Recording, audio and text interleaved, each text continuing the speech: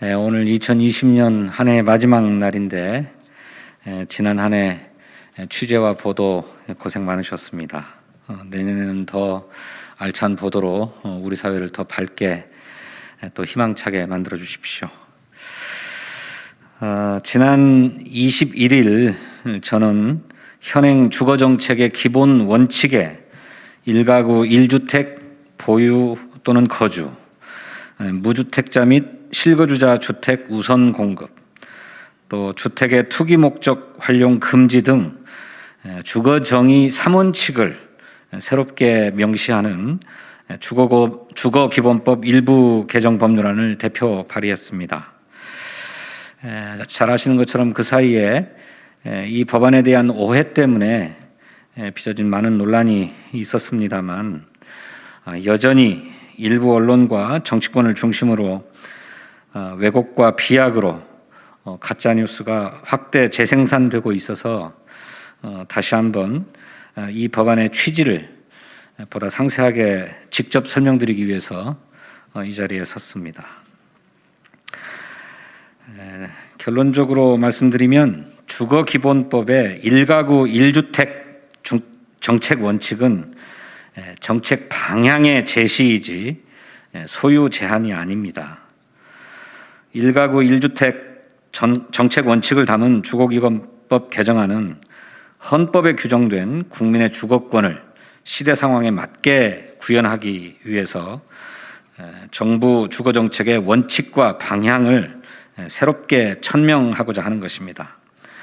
그동안 각 개별법으로 추진해온 정부 주거정책의 일반 원칙과 방향을 상위법인 기본법에 명문화함으로써 그 법적 근거를 보다 명확히 하는 것일 뿐 1가구 1주택 소유를 강제하거나 다주택 보유를 금지하지 않습니다. 둘째로 1가구 1주택 원칙은 보편적 주거권을 보장하자는 것입니다. 우리 헌법 제35조 제3항은 국민의 보편적 주거권에 대한 국가의 책무를 규정하고 있습니다만 그에 따른 법적인 근거와 정책적인 노력은 많이 부족합니다. 2013년 헌법재판소는 무주택자 주택공급 부작위 위헌 확인 심판 청구, 그러니까 정부가 무주택자에게 주택공급을 적극적으로 하지 않는다, 이것은 위헌이다 라고 하는 걸 확인해 달라고 하는 심판 청구가 있었는데 이에 대한 결정문에서 국가는 저소득층 국민에게 주거급여를 지급하고 국민 임대주택을 공급하는 등 일정한 제도적 장치를 마련하고 있으나 모든 국민에 대한 보편적 주거권을 보장할 국가의 의무가 법령에 구체적으로 규정되어 있지 않다고 판시한 바 있습니다. 따라서 저소득층을 넘어서 헌법에 규정된 전 국민의 보편적 주거권을 보장하기 위해서는 1가구 1주택 기본 원칙을 주거기본법에 분명하게 추가할 필요가 있고 이러한 입법적 근거를 바탕으로 국가의 정책을 추진토록 하자는 것입니다. 세 번째로 1가구 1주택은 집을 투기가 아닌 주거의 수단으로 만들자는 것입니다. 우리나라 전국 주택 수는 지난 20여 년간 957만 호에서 2082만 호로 2배 이상 증가했습니다.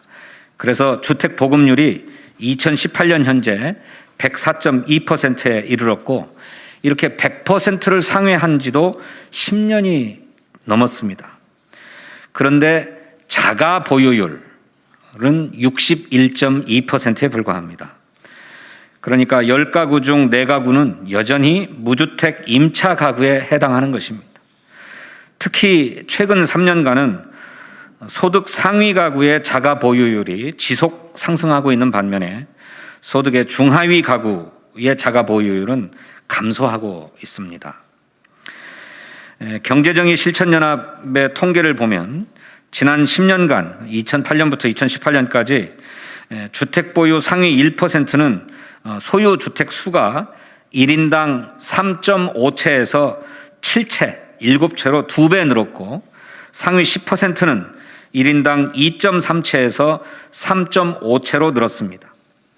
또 2018년을 기준으로 해서 볼 때 주택 보유 상위 10% 유주택자 130만 명은 보유한 총 주택수가 451만 호에 달합니다. 또 상위 1% 13만 명은 91만 호의 주택을 소유하고 있습니다. 이러한 통계는 계층 간 주거 불평등이 점점 심화되고 있음을 뜻합니다. 집의 본연의 기능이 투기의 수단이 아니라 주거의 수단이라는 점을 분명히 하는 사회적 인식의 전환이 시급합니다.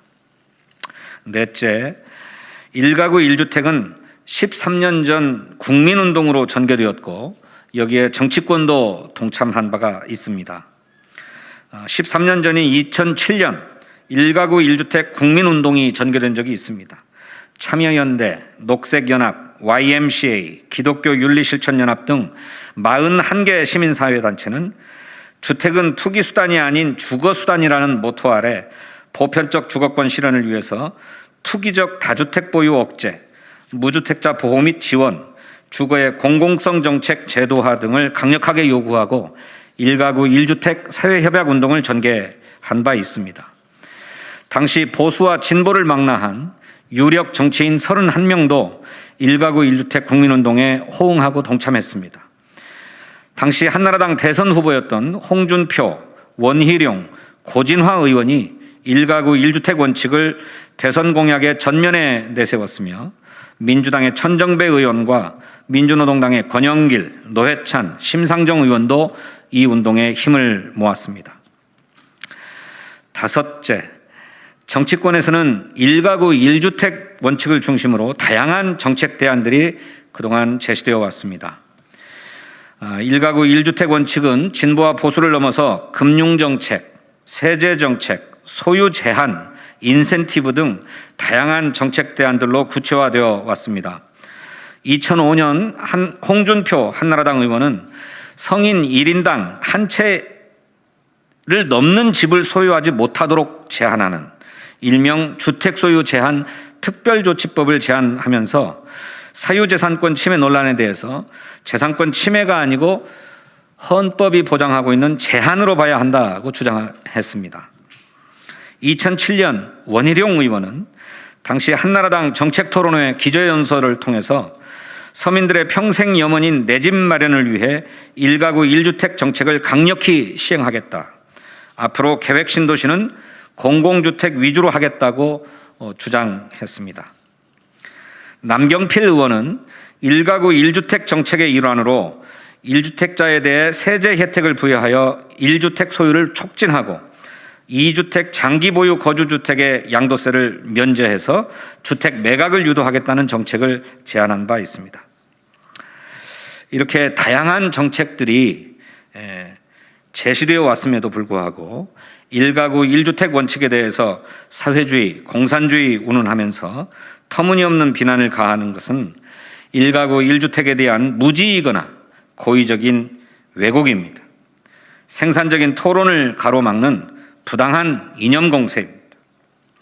이제 편견에 사로잡힌 시선을 거두고 국민의 주권 보장과 실현을 위한 생산적인 논의가 펼쳐지기를 기대합니다.